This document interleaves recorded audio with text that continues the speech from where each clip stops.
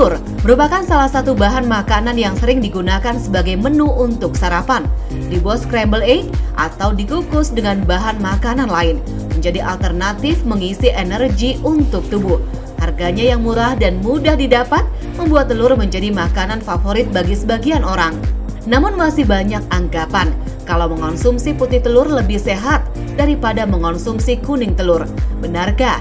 Dalam Cara Sehat kali ini, dokter spesialis gizi Putri Sakti akan memberikan tips bagaimana mengolah kuning telur menjadi makanan yang nikmat dan juga sehat. Kandungan nutrisi dalam sebutir telur yang paling tinggi tentunya adalah dari kandungan proteinnya. Protein yang tinggi dengan lemak sehat yang cukup, tetapi ingat ada kandungan kolesterolnya yang juga cukup tinggi.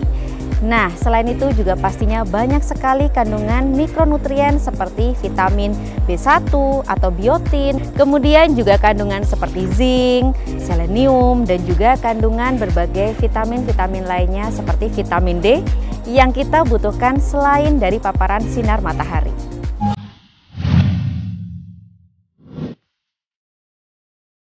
Kuning telur sering dianggap sebagai pemicu meningkatnya kadar kolesterol dalam tubuh. Namun tahukah Anda kalau ternyata mengonsumsi kuning telur juga memiliki beragam manfaat bagi kesehatan? Apa saja ya manfaatnya? Kuning telur sering sekali menjadi momok untuk masyarakat karena takut dengan kadar kolesterol yang tinggi. Tapi janganlah khawatir apabila Anda mengonsumsinya dengan porsi yang tepat, yaitu 1 kuning telur dalam sehari, maka cukup aman, apalagi jika Anda mengolahnya dengan tepat. Nah, di dalam kuning telur kaya sekali dengan manfaat seperti tingginya vitamin D. Jadi, selain berjemur dengan matahari, maka Anda bisa mendapatkan sumber vitamin D dari kuning telur.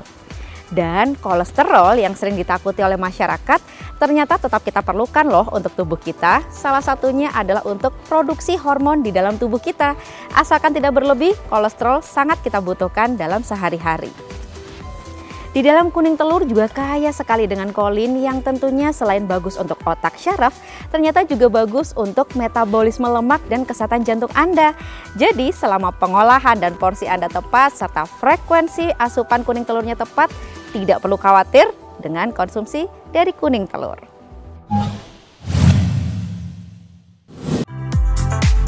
Banyak anggapan di masyarakat tentang mengonsumsi kuning telur dianggap dapat membuat berat badan bertambah.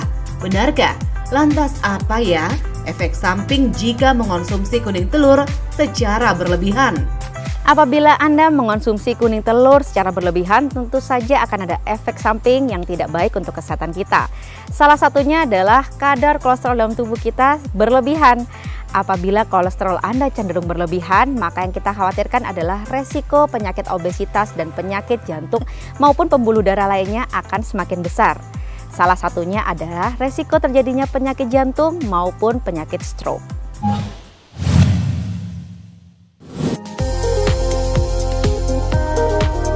Bagaimana, sudah paham kan ya manfaat dari kuning telur bagi kesehatan?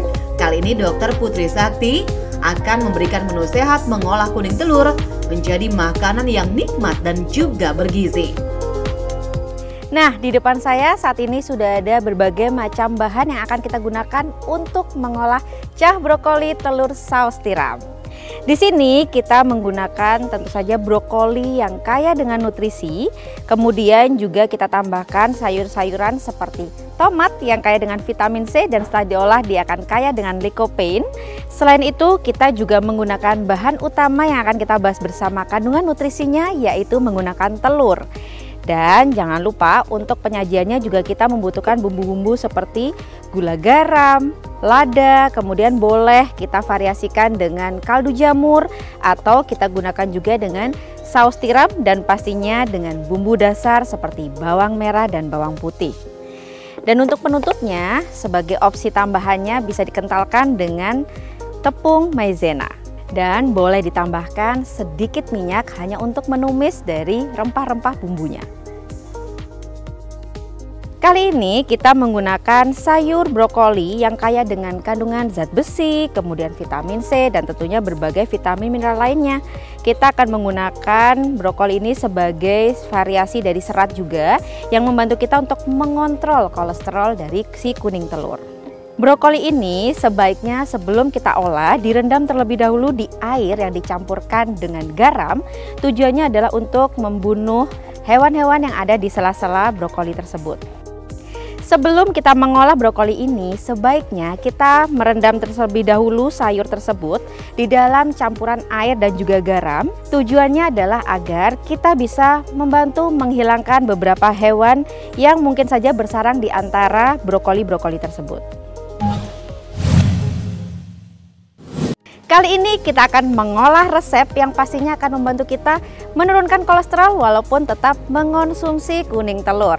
Nah, kita gunakan minyak hanya untuk menumis, jadi jangan sampai berlebihan. Gunakan saja sekitar 1 sendok teh. Kita tunggu agak panas minyaknya. Pertama-tama kita memasukkan rempah-rempah seperti bawang merah dan bawang putih. Di sini saya menggunakan 2 bawang putih yang memiliki kandungan bagus juga. Salah satunya sebagai prebiotik yang bagus untuk kesehatan usus kita dan tentunya untuk kesehatan secara menyeluruh. Kita tumis sampai bawang merah bawang putih ini tercium aroma wanginya.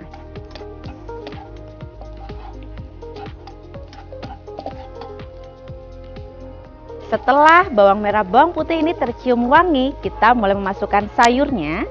Nah, seperti yang sudah saya siapkan, yaitu menggunakan brokoli yang kaya dengan zat besi, vitamin C, dan juga tentunya kaya serat. Serat ini bermanfaat sekali untuk membantu kita mengurangi penyerapan kolesterol, salah satunya dari sumber kuning telur tadi. Dan di sini saya juga menambahkan untuk ditumis adalah dari tomat.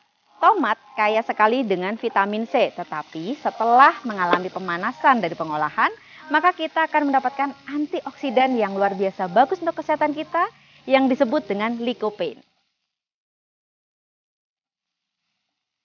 Ingat, sayur tidak boleh terlalu lama ditumis sehingga estimasinya untuk brokoli cukup siapkan.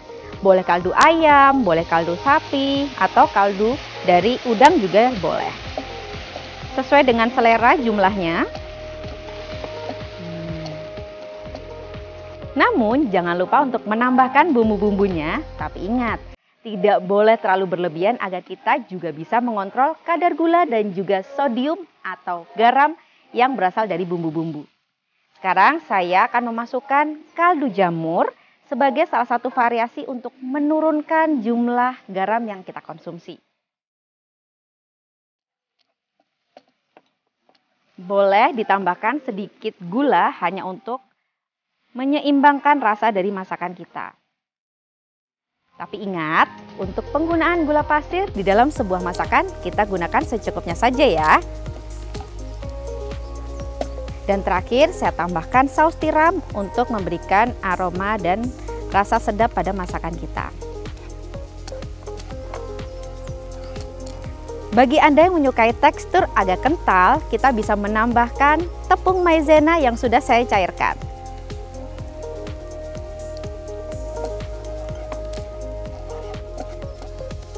Kalau kita perhatikan, sudahi proses pemasakan, begitu brokolinya sudah cenderung agak layu tapi masih berwarna hijau segar. Jangan lupa untuk memasukkan telur sebagai tambahan proteinnya pada olahan sayur tersebut. Jangan pernah melebihi 1 butir kuning telur dalam sehari. Tujuannya adalah agar kita tidak berlebihan kadar kolesterol yang dikonsumsi dari bahan makanan sumber yang kaya kolesterol seperti kuning telur.